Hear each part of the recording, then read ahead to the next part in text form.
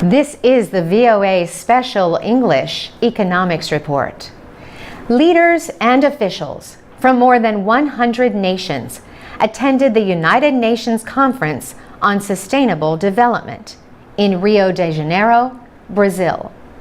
More than 40,000 activists and political and business leaders were also there.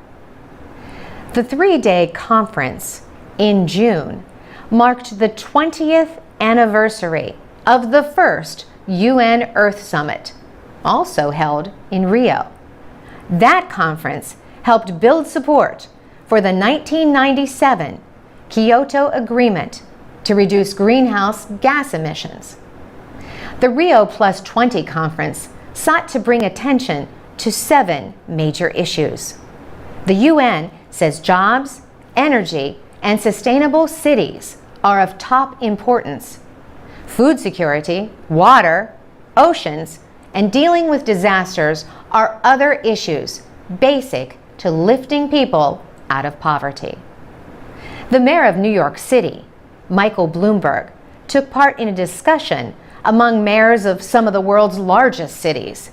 They talked about measures to cut greenhouse gases. These gases are known to trap heat and have been linked to climate change.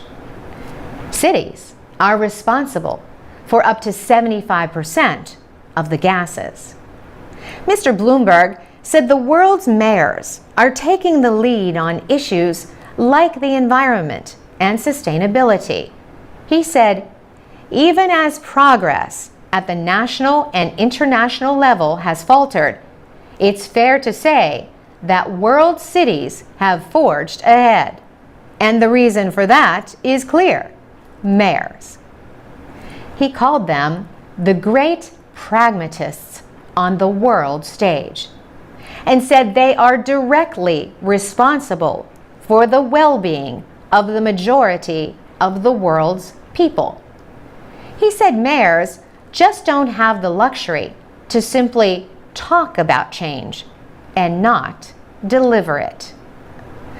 Mayors reported using electric vehicles, better street lighting, and improved waste management to reduce cities' greenhouse emissions. Bindu Lohani is a top official with the Asian Development Bank based in the Philippines. The bank has promised billions to sustainable development.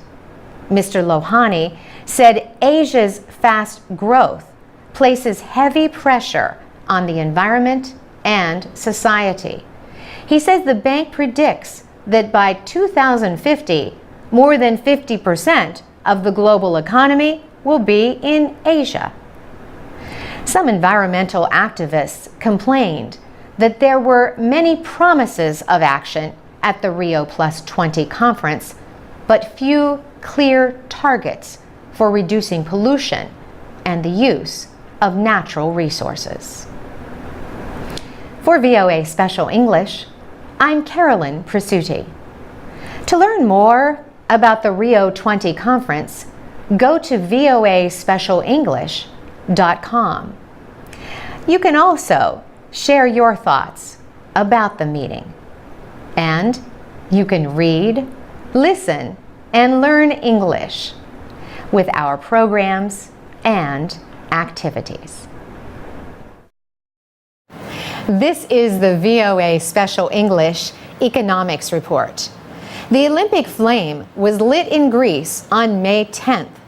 The ceremony marked the beginning of a long trip through Greece and Britain, which holds the Summer Olympics this year. Greece has been at the center of a political and economic struggle that also threatens other European economies. It remains unclear if Greece will continue using the euro or if its Eurozone partners can enact reforms needed to hold the currency group together. On the day the Olympic flame was lit, Greek socialist leader Evangelos Venizelos began an attempt to form a new government. It marked the third attempt to form a government in the week after parliamentary elections. Mr. Venizelos' PASOK party finished third in the elections. First, the conservative New Democracy Party attempted to form a government and failed. Then, the leader of the leftist Syriza coalition tried and failed. He said the election results showed the Greek people had rejected deep budget cuts required by international creditors. Budget-cutting austerity measures have angered Greeks. The political situation in Greece raised the possibility of the need for an emergency coalition or even new elections. The political crisis also raised the possibility of punishment by Greece's Eurozone creditors. They could deny future payments from the financial rescue plan that they agreed to in February.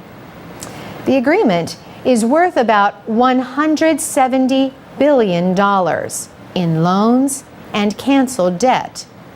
The rescue is the second for Greece since its debt crisis began in 2009 and bigger than the first bailout.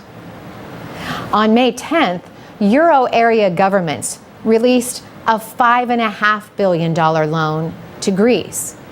But Greek officials were said to have been unhappy that over $1 billion was withheld. The failed efforts to form a government raised concerns that reforms can work in Greece. The country is now in its fifth year of recession. German Chancellor Angela Merkel said borrowing as a way to increase growth would be a step backward.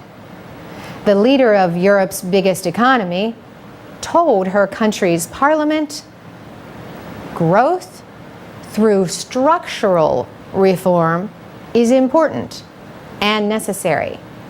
Growth through debt would throw us back to the beginning of the crisis.